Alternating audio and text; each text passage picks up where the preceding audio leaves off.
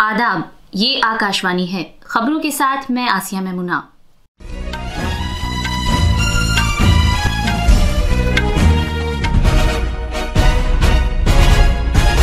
सदर जमहूरिया द्रौपदी मुर्मू ने 2023 के स्वच्छ सर्वेक्षण अवार्ड्स अता किए।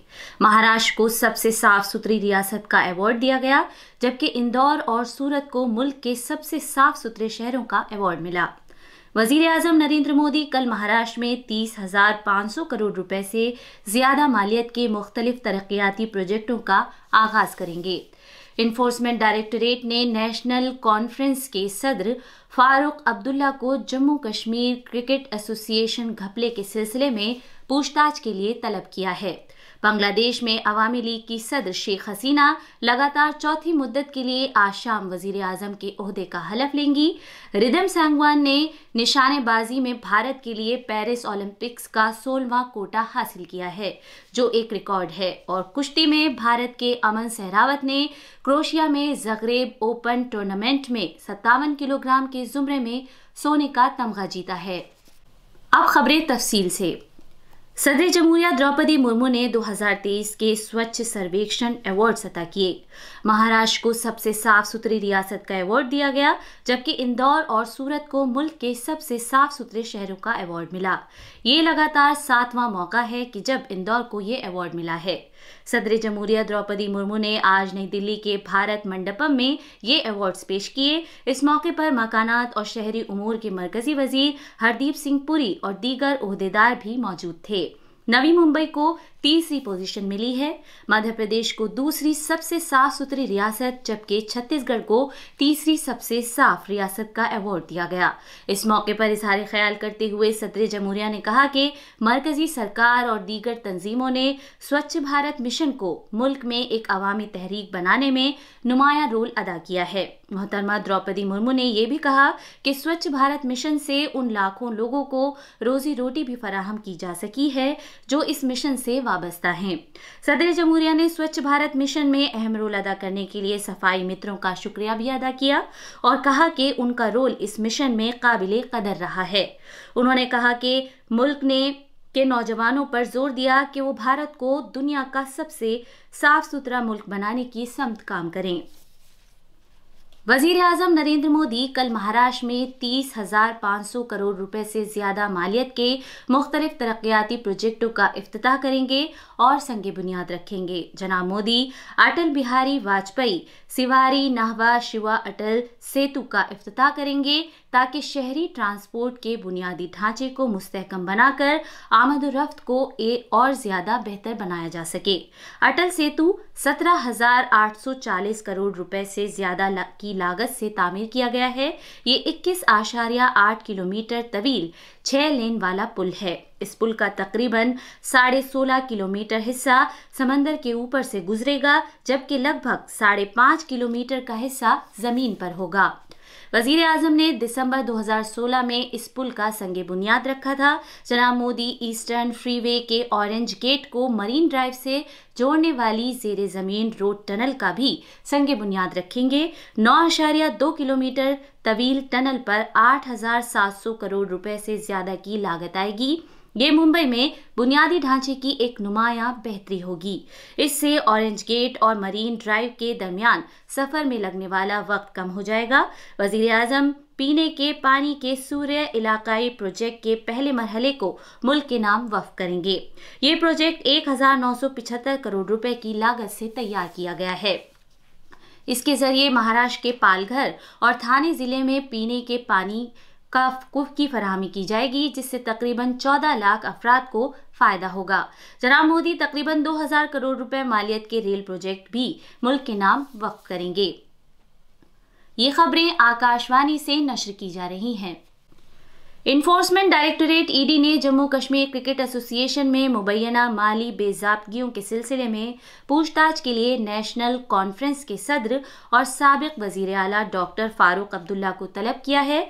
जनाब अब्दुल्ला से आज श्रीनगर के ईडी दफ्तर में हाजिर होने के लिए कहा गया है। एजेंसी ने इस केस में 2022 में उनके खिलाफ फर्द जुर्म दायर की थी। सीबीआई और ईडी दोनों ही इस मुबैना घपले की तहकीकात कर रही हैं, जो बज़ाहिर 2004 और 2009 के दरमियान हुआ था।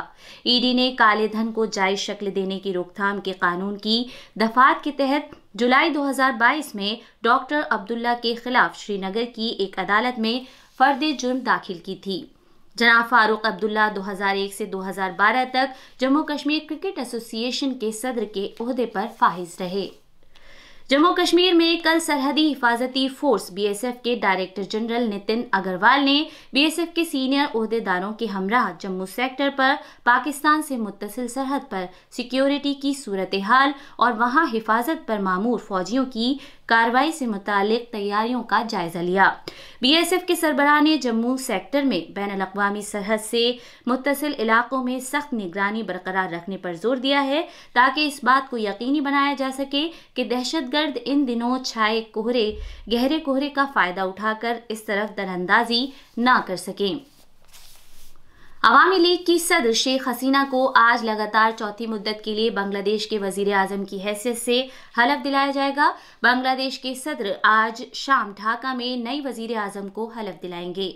इनके अलावा 25 वुज़रा और 11 वुज़राए मुमलकत के भी आज ही हलफ लेने का इम्कान है। शेख हसीना की क़यादत में अवामी लीग ने इस माह की 7 तारीख को हुए कौमी इंतखाबात में ज़बरदस्त जीत हासिल की थी। कल रात काबीना सेक्रेटरी ने वुज़रा की फहरिस्त का ऐलान किया और फहरिस्त के मुताबिक साबिक़ काबीना के वज़ीर ख़जाना AHM मुस्तफ़ा कमाल, ज़राअत के वज़ीर डॉक्टर अब्दुल रज़ाक, वज़ीर ख़ारजा डॉक्टर AK मोमिन और कॉमर्स के वज़ीर टीपू मुंशी जैसे कुछ कदावर लीडरों समेत 15 वुज़रा को नई काबीना में शामिल नहीं किया गया है। इंडोनेशिया के शहर जकार्ता में एशिया निशानेबाजी चैंपियनशिप में भारत तमगे जीतने में सरे फहरिस्त है। उसने सोने के 7, चांदी के 6 और कांसे के भी 6 तमगे जीते हैं। चीन दूसरे मकाम पर है। खवातीन के निशानेबाजी मुकाबले में रिदम सांगवान ने 25 मीटर के पिस्टल मुकाबले में कांसे का तमगा जीता। इस तरह उन्होंने पेरिस ओलंपिक्स के लिए क्वालिफाई कर लिया है। रिदम ने शानदार कारकर्दगी का मुजाहिरा करते हुए मजमूई तौर पर 5 तमगे जीते, जिसमें सोने का 1, चांदी के 2 और कांसे के भी 2 तमगे शामिल हैं। इससे पहले 10 मीटर के एयर पिस्टल मुकाबले में मर्दों के जुमरे में वरुण तोमर ने और खवातीन के जुमरे में ईशा सिंह ने भारतीय टीम के लिए 14वां और 15वां कोटे का मकाम हासिल किया। इस तरह भारत निशानेबाजी में पेरिस ओलंपिक्स के लिए अब तक 16 मकाम हासिल कर चुका है। क्रोएशिया में ज़गरेब ओपन कुश्ती टूर्नामेंट में मौजूदा एशियाई चैंपियन अमन सहरावत ने मर्दों के 57 किलोग्राम के जुमरे में सोने का तमगा जीता है। उन्होंने तकनीकी बालादस्ती का मुजाहिरा करते हुए चीन के ज़ाओ वेनहो को हरा दिया। अलबत्ता 86 किलोग्राम के जुमरे में दीपक पुनिया कजाकिस्तान के अजमत दौलत बेकॉफ से 6-2 से हार गए। भारत के एक और पहलवान यश तुषिर मर्दों के 74 किलोग्राम के जुमरे में प्री क्वार्टर फाइनल में अमेरिका के क्विंसी मॉन्डे से 15-4 से हार गए। हॉकी इंडिया ने जनूबी अफ्रीका के शहर केप टाउन में होने वाले 4 मुल्कों के हॉकी टूर्नामेंट के लिए 26 रुकनी भारतीय टीम का ऐलान कर दिया है। इस टूर्नामेंट में भारत के अलावा फ्रांस, नीदरलैंड्स और जनूबी अफ्रीका हिस्सा ले रहे हैं और ये इस महीने की 22 तारीख से शुरू होगा। क्रिकेट में भारत और अफगानिस्तान के दरमियान 3 T20 मैचों की सीरीज का पहला मैच आज मोहाली में खेला जाएगा। ये मैच शाम 7 बजे शुरू होगा। कप्तान रोहित शर्मा 14 महीने के वक्फे के बाद पहली बार T20 सीरीज में फिर से भारतीय टीम की कमान संभालेंगे। इधर हेड कोच राहुल द्रविड़ ने यह बताया है कि विराट कोहली जाती वजूहात की बिना पर पहले मैच में नहीं खेल रहे हैं। आखिर में खास खबरें एक बार फिर। सदर जमहूरिया द्रौपदी मुर्मू ने 2023 के स्वच्छ सर्वेक्षण अवार्ड अता किए। महाराष्ट्र को सबसे साफ सुथरी रियासत का अवार्ड दिया गया, जबकि इंदौर और सूरत को मुल्क के सबसे साफ सुथरे शहरों का अवार्ड मिला। वजीर आजम नरेंद्र मोदी कल महाराष्ट्र में 30,500 करोड़ रुपए से ज्यादा मालियत के मुख्तलिफ तरक्याती प्रोजेक्टों का आगाज करेंगे। इन्फोर्समेंट डायरेक्टोरेट ने नेशनल कॉन्फ्रेंस के सदर फारूक अब्दुल्ला को जम्मू कश्मीर के क्रिकेट एसोसिएशन घपले के मामले में पूछताछ के लिए तलब किया है। बांग्लादेश में अवामी लीग की सदर शेख हसीना लगातार चौथी मुद्दत के लिए आज शाम वजीर आजम के ओहदे का हलफ लेंगी। इसी के साथ खबरों का ये बुलेटिन खत्म हुआ।